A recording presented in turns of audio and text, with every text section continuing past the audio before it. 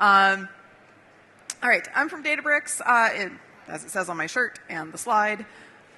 I will tell you a little bit more about DATABRICKS and Mosaic ML, which we've acquired recently, if you hadn't heard, towards the end of the presentation. And of course, we'll have time for Q&A, and if there's anything beyond that, I will be at the booth for the remainder of the day. We're on that side.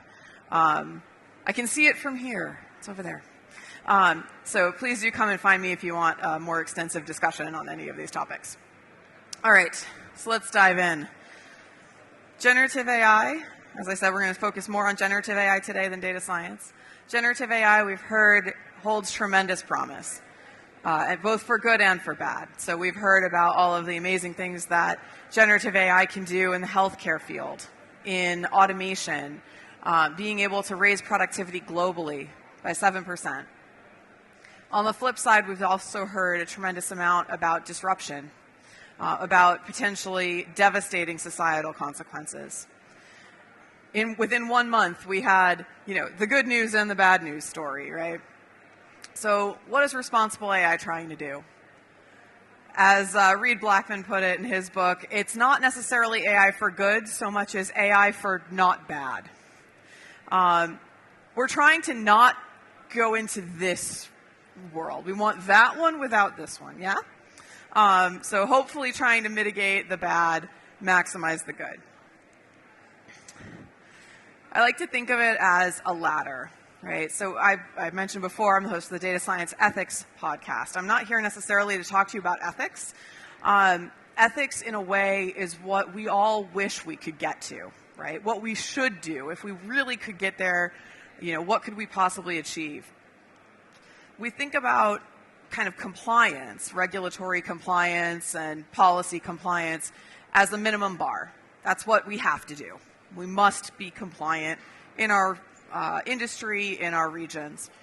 Somewhere in the middle is what we can achieve, right? That's really what responsible AI is all about. What can we do today with our technology, with our capabilities, to not just meet that minimum bar of compliance, but to get a little bit closer to those ethical guides, right? Getting to the point where we're somewhere in between, we're proactively mitigating risks that aren't necessarily just the letter of the law.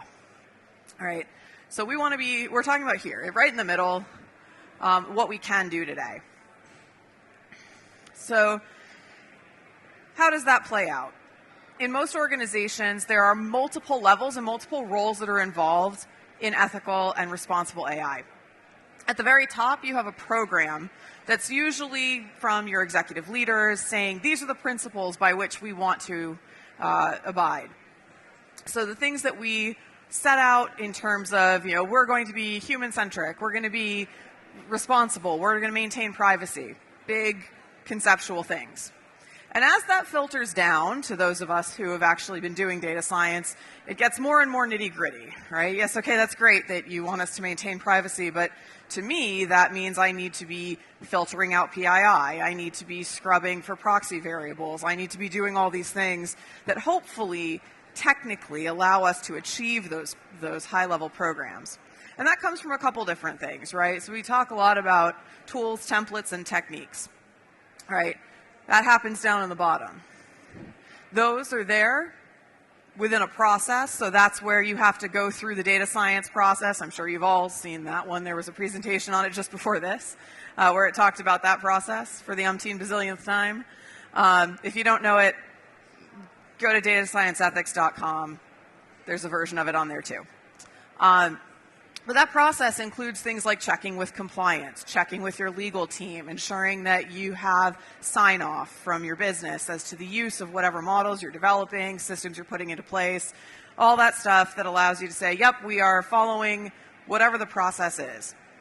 Sadly, I cannot tell you that we can automate everything. So automate where possible. Everything else, I would have said there's MasterCard, but I'm not pitching for them. So for everything else, check with your compliance team is what it's usually coming down to. They're also setting the policies, right? So what are the things that we're actually taking those principles, applying them down and saying these are the things we will or will not do based on those principles, right? Some of that includes looking at where and when we will actually apply AI. The answer to everything is not throw AI at it, right? Some of the most devastating consequences come when significant decisions are made, life-changing decisions are made automatically, and they end up coming into where and when are you actually going to use these techniques.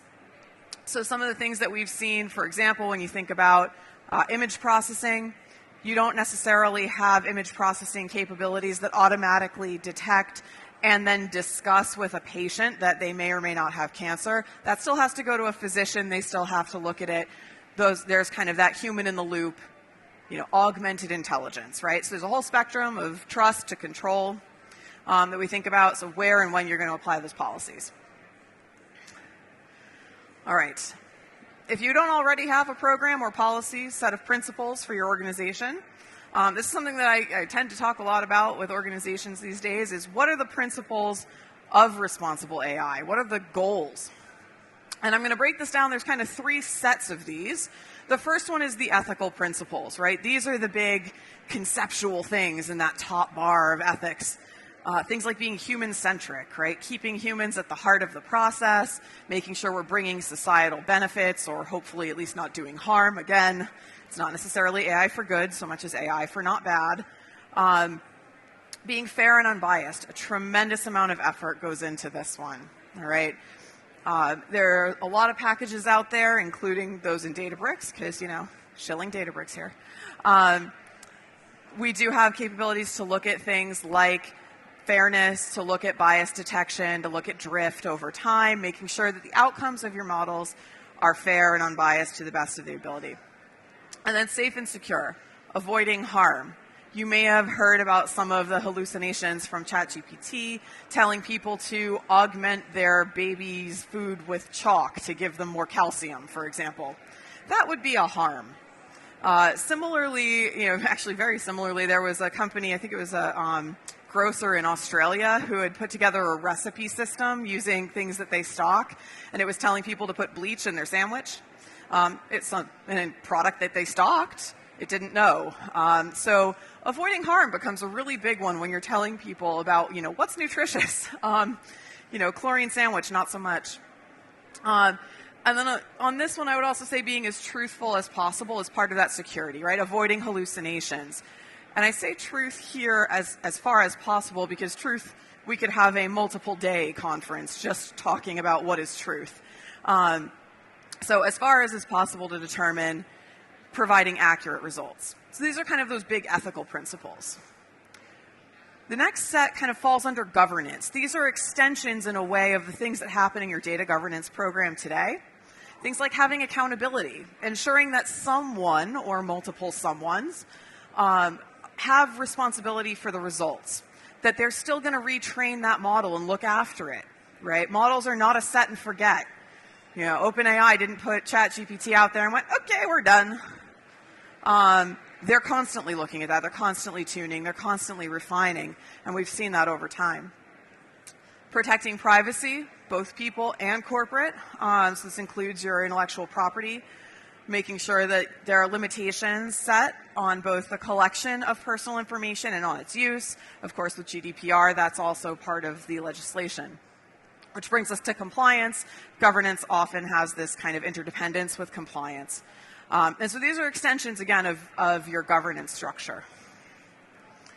And then the last set I kind of think of as being design principles. This is not necessarily big ethical things, but kind of more, how do you build the system, right? As technologists, as practitioners, what are those things that they're telling us, hey, when you do this, make sure it's interpretable, right? Wherever possible, use a simpler model so long as it's sufficiently robust, so long as it's sufficiently performant. Because we can explain it, because it can be more transparent. Transparency also includes telling people that there's an AI at play, so not letting them just blather onto a chatbot and not telling them, hey, by the way, this is an AI. No one's actually looking at this.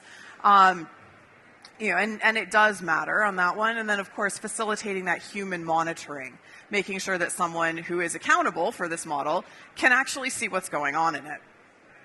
Efficient. We're seeing this come up a lot more, where companies are saying, look, we've set out all these great ESG goals.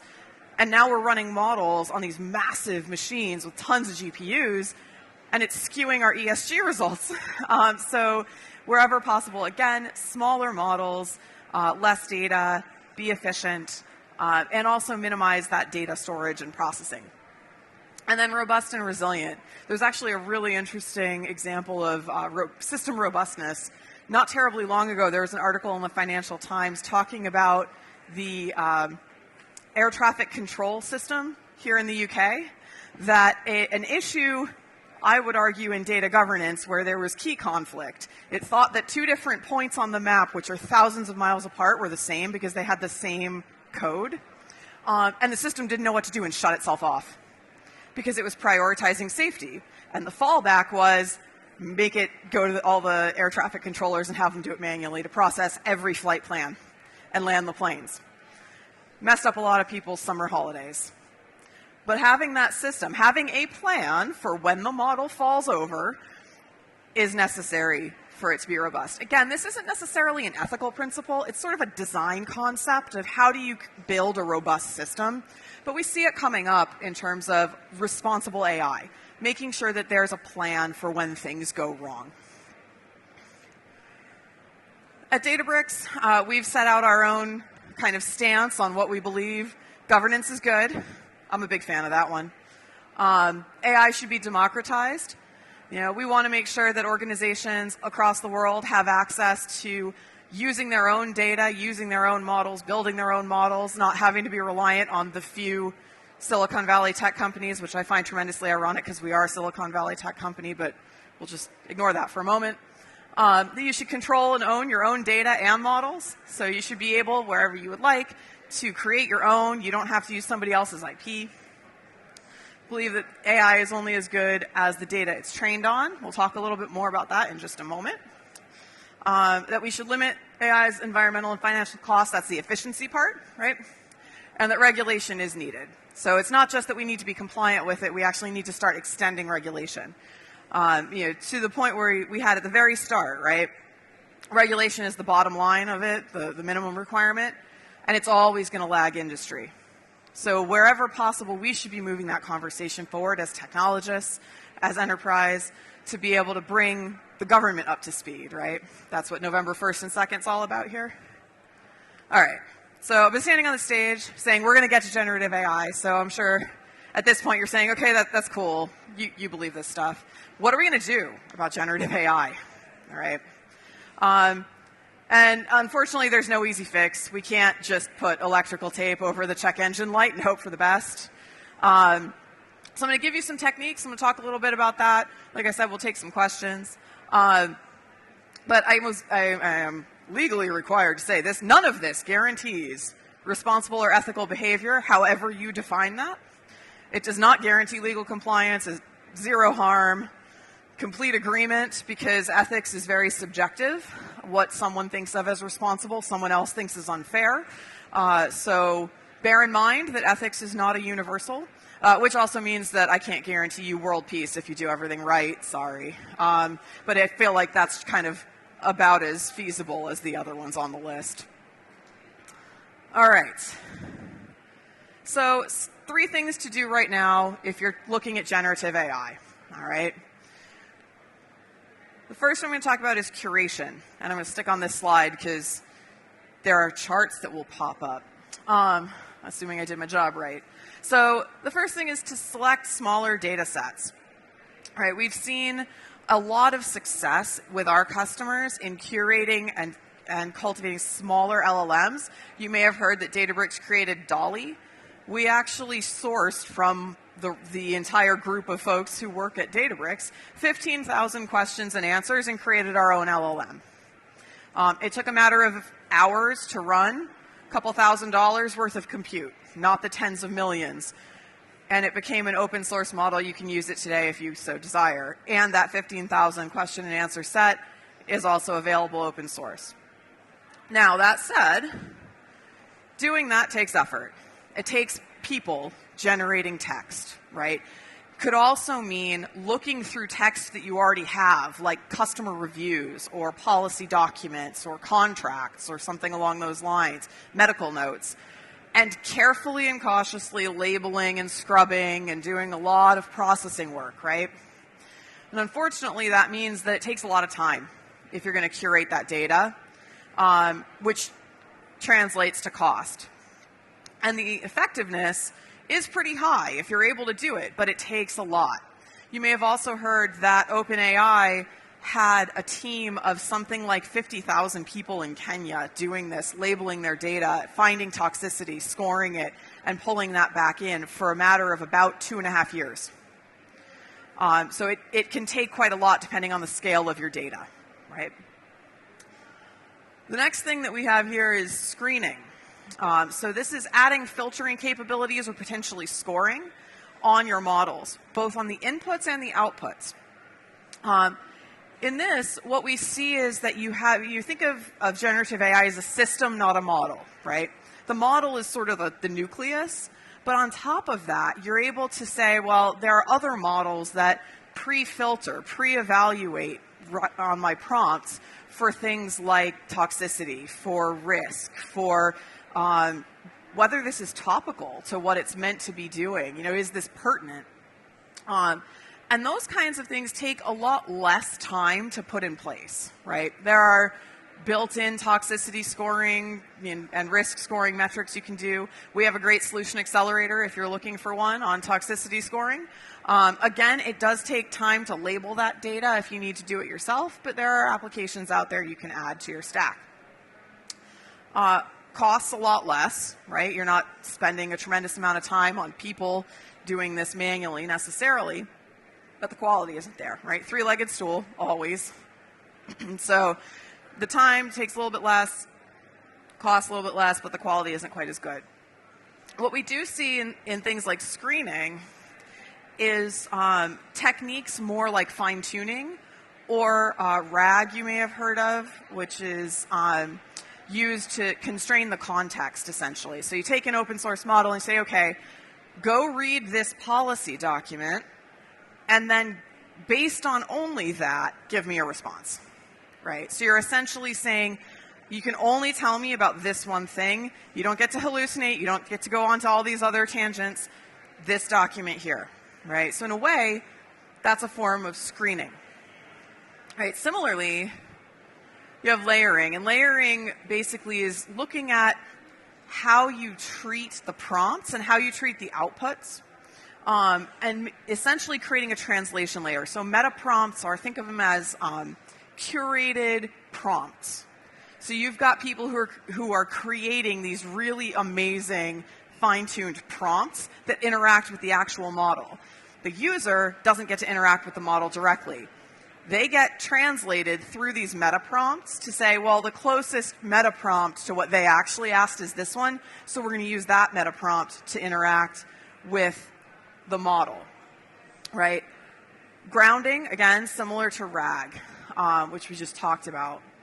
So in this one, it takes a lot less time to do this because all you have to do is create the prompts. As long as you know what are kind of the questions that you're looking at and what your users are going to ask, you can create those prompts and funnel the users through them, right? And you get pretty good quality from that. So we see a lot of success using RAG, using meta prompts, kind of building this system to do all of this. All right. So I talked a little bit about OpenAI. You've heard about them. We at DataBricks, we don't believe that there is one LLM that's going to suit everyone, and we think that, quite frankly, most of the off-the-shelf offerings are not really great for use for enterprises, partly because they are so broad, they're really general, they hallucinate, they don't really work well for domain-specific contexts, and I would say they also are not necessarily aligned with your ethical principles, right? They've applied their own principles to the data they used to build their model that may or may not be your own. So what we see is that enterprises need the ability to customize on their own proprietary data, giving them secure access to their own information, their own IP, creating that kind of walled garden of what they're building. All right. So I spoke a moment ago about inference and RAG versus LLM customization. You may have heard DataBricks acquired Mosaic ML a couple months ago, huge $1.3 billion deal. We're now integrating those capabilities. So the platform we've already got on the Lakehouse with Mosaic ML's depth of knowledge in LLMs, including their research into responsible AI, which I'm certainly excited about. We are seeing most of our customers looking at how they create these smaller models, the ones on the left. It's my right, stage left. There we go. Yep, on the left. So, being able to use open source models as a base, but build on top of them, really get into a much finer grain versus creating or customizing their own LLMs. This is more the fine tuning or building their own. We can do both, but we tend to see that people are starting with the easier ones that are over on the left. A few different advantages, right? One is that you get to customize your model. You don't have to take what's given to you with tokens. It's secure, and it creates a competitive advantage for you. You are able to keep your own IP, train on your own data, and really data is the biggest competitive advantage now. All right, so rather than one giant ML model for everyone owned by one company, we see millions of models for specific use cases owned by many companies. That's it. I got time for questions. Good. Thanks.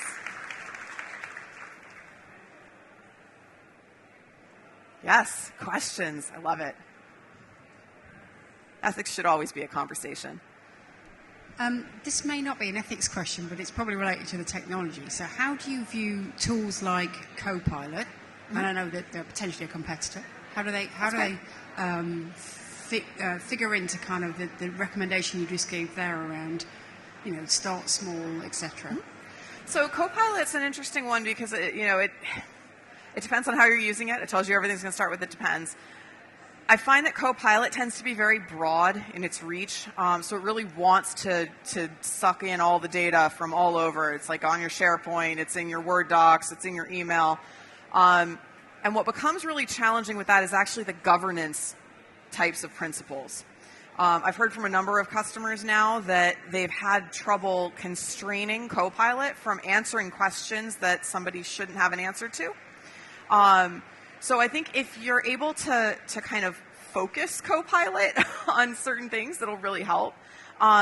We're doing something with, it's called Lakehouse Assistant or Lakehouse IQ that's coming up, that's meant on Databricks to look at your metadata and be able to answer questions in an LLM kind of UI, to write queries in the way that your analysts would write queries.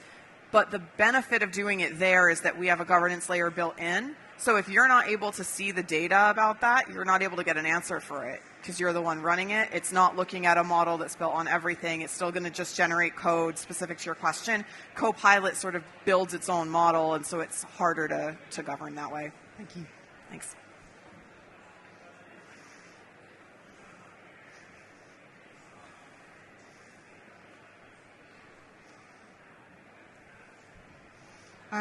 Thank you for such an amazing lecture. I think I have a bit more philosophical question. So AI is developing, I think, faster than we can control it. It's becoming harder and harder. And my question to you is, do you believe in technological singularity? What's your view on this? If yes or no, could you explain why? Thank you. I'm sorry, it's really hard to hear. Do I believe in the what? Technological singularity. Technological singularity. I don't think it's likely. So I think what it would take for that is a mass integration of systems. And I don't know if any of you have been involved in system integration before or like migrating data from point A to point B. It is painful. So good luck to it if it tries. But I don't think that system administrators are very likely to grant access to all of the systems in that way. So I don't think it's entirely likely. I think the risks, like the existential crisis risks, are much more around essentially social hacking, which is something that's been going on by humans for ages, ever, I don't know. And I think that's the much bigger risk.